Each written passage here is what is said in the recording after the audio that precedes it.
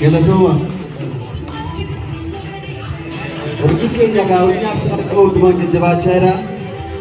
Ammas fiilmii sardamaa kitaaba dubartii. Kitaabni kun immoo dubartiidha malee waa'ee dubartii qofa irratti fakkaatu.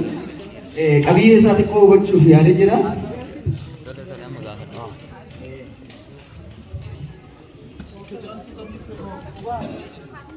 Waa'ee dhiiraa biraan hafuudha beekamaadha miiri. Dubartiin kanan dhiirri ka'uunis dirqama. Kitaabni kun mata dureen isaa dubartii jedhee barraa'e malee keenyas keessa yeroo jechuu barbaade.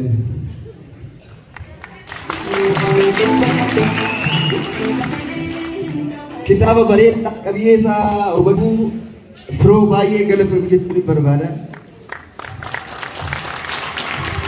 Kitaaba yaada addaa of keessaa qaba dhugaa yaada addaa amma dubbisuuf yaadetti.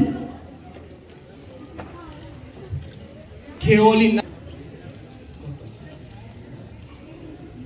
akkana jedhu akkas jedhu qorannoon hortee namaa inni dhumaa dhiira yoo ta'u saayinsiin dhumaa saayikooloojii boqonnaan qorannoo kanaa immoo dubartii taatii jedha.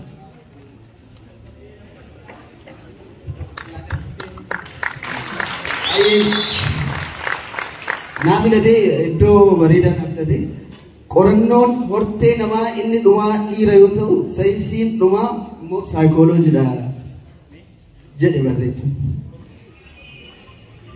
Boqonnaa qorannoo kanaa immoo dubartii. Beekumsa isaatiin kabaja guddaa kan argate Hayyuu Winger jedhamu waa'ee dubartii akkana jechuun dubbata. Waan gaarii miti. Jarri hayyoota jedhaman kunniin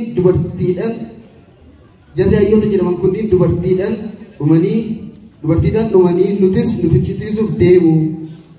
Mee nutti ulfaatus haa barreessinu.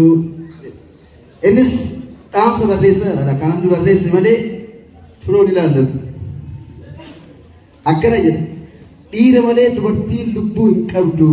Dubartiin jalqabumaa gaafa uumamtu lubbuu malee. Tasgabbaa. Dubartiin durumaa gaafa uumamtu lubbuu malee jechaa jira. Dhugaa adiyyuu ajaa'ibaati. Yaada isaa kana itti cichuun amanee fudhatee itti himnus dhaga'uu dide taa'i akki kun sibbaasu jedhamee no never jedhee du'eetiin argama malee jedhe.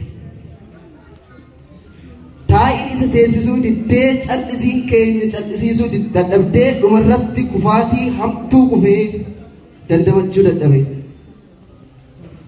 Hojjettuu mana isaarraa jaalalaan qabamee gadi taa'e. Kanaaf tasgabbaa jedhee qabu.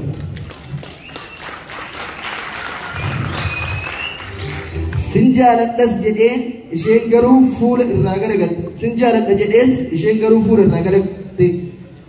Sin dhaga'u jetteen I love you keessin beeku jetteen deebii hojjettuu mana isaa gaafa dhaga'u